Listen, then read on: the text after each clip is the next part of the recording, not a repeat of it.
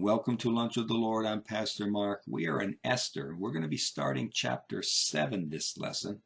But before we begin, Jeremiah 15:16, Thy words were found, and I did eat them, and thy word was unto me the joy and the rejoicing of my heart.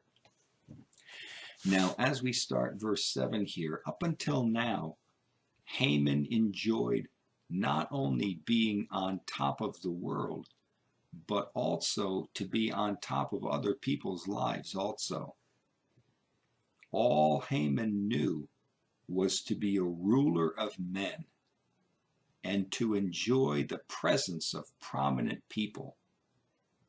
Haman is about to enter into forgotten territory, territory that he hasn't been in for a long time. And that's called the territory of the accused. Haman is the outcast now. Haman is going to be the rejected. And when Esther makes the statement that it is this wicked Haman, all courage will be gone. God has exposed him. And he stands naked in front of God, who sees everything down to our thoughts. Listen, we have to understand that God sees everything about us. That God, when God created mankind,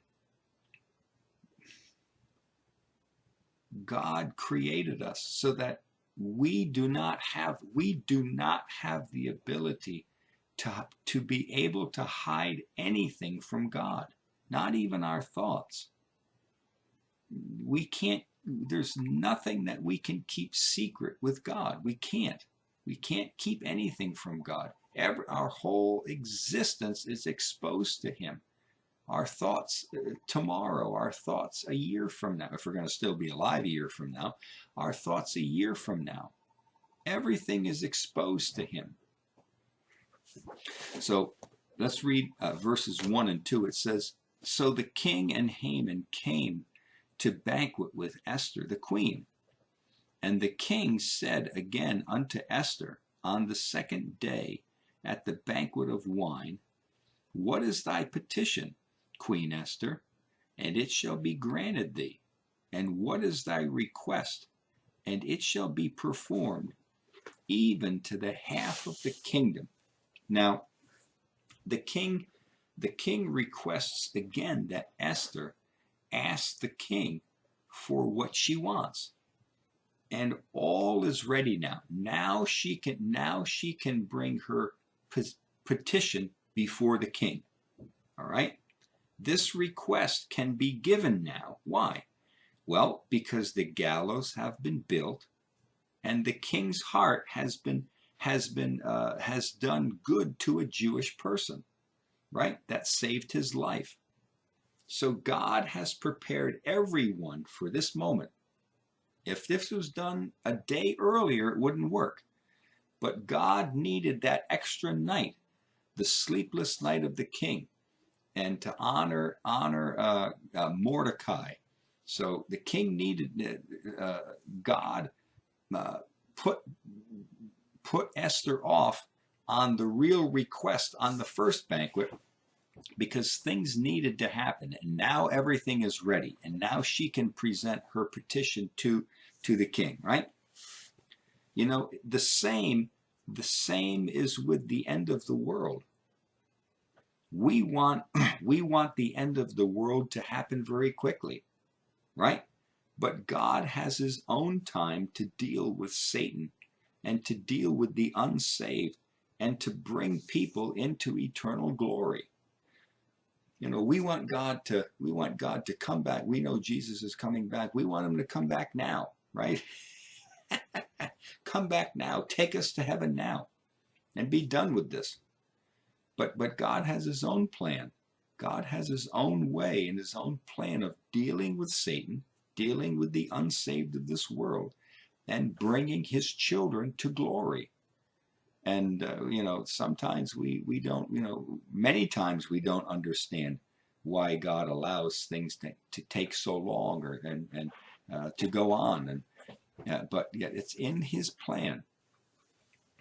So now in verse 3 it says, Then Esther the queen answered and said, If I have found favor in thy sight, O king, and if it please the king, let my life be given me at my petition, and my people at my request. So she says to the king, let my life be given me. You know, when your very existence is threatened, nothing else really matters, right? Not money, not houses, not job, nothing. Nothing matters in this world when your life is threatened. In Mark chapter 8, verses 36 and 37, it says, For what shall it profit a man if he shall gain the whole world and lose his own soul? Or what shall a man give in exchange for his soul? What can we give? We can't give anything, right? We can't. To God, the soul of a person is worth more than all the world. Our souls are worth more than all the world to God. Esther didn't ask the king for riches or for cities or for pleasures. Why? Because the enjoyment of these things would be short-lived. Every single person born has a clock attached to their life.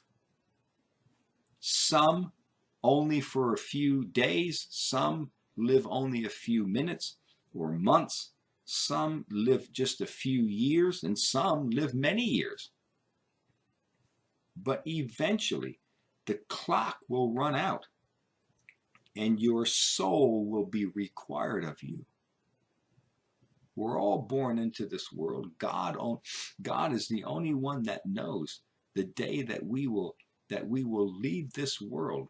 He knows the day, the hour, the minute that we're going to leave this world. And we have to understand it's in God's timing. It is well for a person to count the cost of this temporal existence and to plan for the future. When death stares you in the face, your only plea to God is, give me my life, because nothing else matters, right? Give me my life, because nothing else matters. When you find out you've got cancer or something, and your life flashes before you, and you think, none of this matters. I'm getting ready to die. And nothing here on this earth matters. Why? Because you're leaving. You're going to be leaving. And then she says here in the last part of verse 3, she says, let my life be given me at my petition and my people at my request. And my people at my request. You know, Rahab, she helped save her family because she obeyed the word of the two spies. The Christian should always have other people on their mind and in their prayers, right? Rahab helped save when the two spies left her house and they said, you know, hang this red cloth down, and anyone in your house, we're going to save them. But don't leave the house. If you leave the house, your blood is going to be on you. But if you want to be safe and you want to be saved from destruction, then stay in your house. So that's what happened. Rahab, she went and she got people, relatives, and she brought them into the house, and they stayed there, and whoever was in the house was saved. And this is what Esther's doing. She's saying, save me, but also I want you to save my people too. Remember, the cross of Christ was not for himself. Jesus wasn't a sinner that he needed to die for himself, but the cross of Christ was for others. It was for others. Saved and unsaved, we plead for others, right? We make our request to the King of Kings, for our heavenly family, our earthly family, and for those around us. So as Christians, we need to be others-minded. When we pray for others. Yes, we pray for ourselves and our own needs, but pray for others. People at work, people in church, people, neighbors next door. Pray for others. Why? Because they need to be, whether they're saved or not, pray for them. And then it says in verse 4, for we are sold, I and my people, to be destroyed, to be slain, and to perish. But if we had been sold for bondmen and bondwomen, I would have held my peace, held my tongue, although the enemy could not countervail the king's damage. All right? Now, it says here, for we are sold, I and my people, right? 10,000 talents of silver Haman paid. They weren't sold simply into slavery, but they were sold to be killed. She says here, if we were sold to be bondmen and bondwomen, I wouldn't have said anything. But we're being sold to be killed, and Haman paid 10,000 talents of silver to the king's treasury to have this done. And then it says, although the enemy, last part of verse 4, although the enemy could not countervail the king's damage. Now I studied that, and it's interesting here. The enemy could not countervail the king's damage. And what I'm finding out here is that there is a difference of opinion as to what Esther meant by what she said here. But the most common interpretation is this, that Haman's 10,000 talents of silver that he paid to the king's treasury could not compensate the king for all the damage that the king would incur by losing so many good workers and good people in all the 127 provinces, right? Haman's money could not repair the damage to the kingdom. So it's believed that when she said this is that, Haman paid 10,000 talents, but that's, king, I want you to understand. Or maybe she said, honey, right? Honey, I want you to understand that the 10,000 talents that Haman put into your treasury is not gonna pay and make up for the big damage and the big loss that you're going to incur in your 127 provinces when thousands and thousands and thousands of Jewish people will be killed in your land. All the work that is lost, all the whatever taxes and in military, all these things. You're going to lose a lot more than 10,000 talents of silver. So, his 10,000 is not going to make up for your damage that you're going to incur. It's not Haman. You're going to incur this damage on yourself, right? Every single person is sold out by the old sin nature to be destroyed. And our only plea is to the king, right? Our old sin nature, it has sold us out to death. And our only hope is to go to the King of Kings, to go to the one who died for us and shed his blood. That's our only hope. And this is what Esther is doing. Like, as the Jews were sold to be killed, and Esther goes to the king to save them, save herself and save them, so also we've been sold into to slavery, to sin, but the sin, that's not enough for the sinful nature. The sinful nature wants us dead, and we will die. Because of sin, we eventually will die. Physically we will, but also spiritually, unless we go to the King, unless we approach the King and ask for forgiveness, unless we ask for his help, right? Verse 5, we're going to finish, I think, in verse 5 or verse 6, and it says here, then the king Ahasuerus answered and said unto Esther the queen, who is he, and where is he that does presume in his heart to do so? Right? Who is he?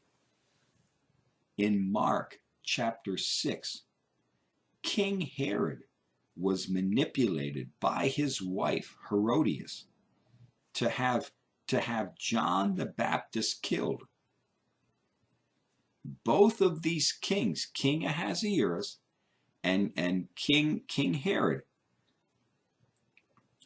must have felt some kind of anger and rage at being manipulated and being blinded by another person to have this other person's wills done.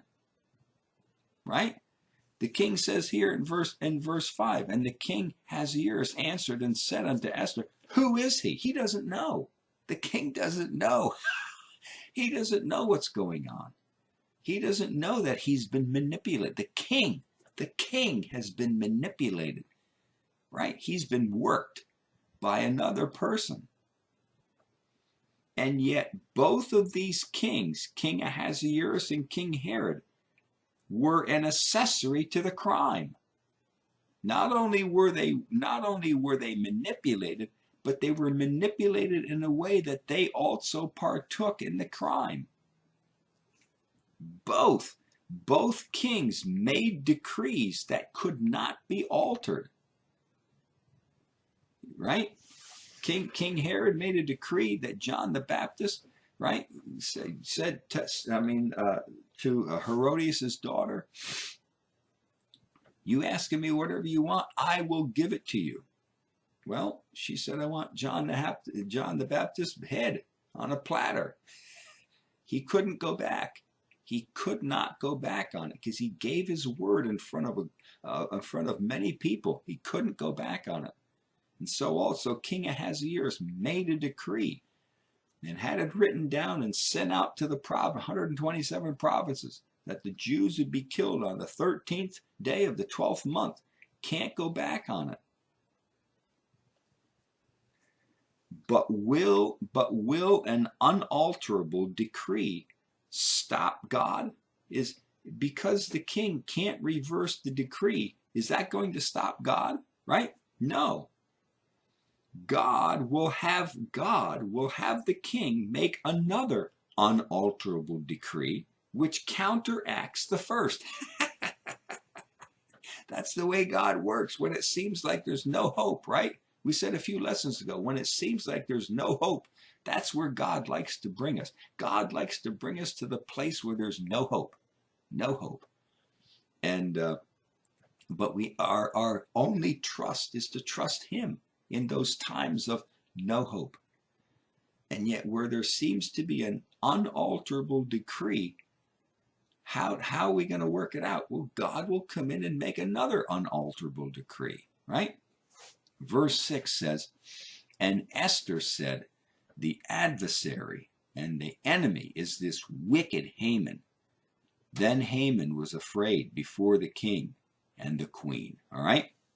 The time is now to name the enemy. It's time now to name the enemy. Listen, don't be vague. Esther calls Haman for what he is. He's an adversary. He's an enemy, and he's wicked. Right? She says in verse 6, the adversary and enemy is this wicked Haman. She names him. She names him right out. You know, listen, as Christians, learn this lesson. Learn this lesson from Esther. Sins need to be identified. Put your spiritual finger on the problem in your life. Stop being vague.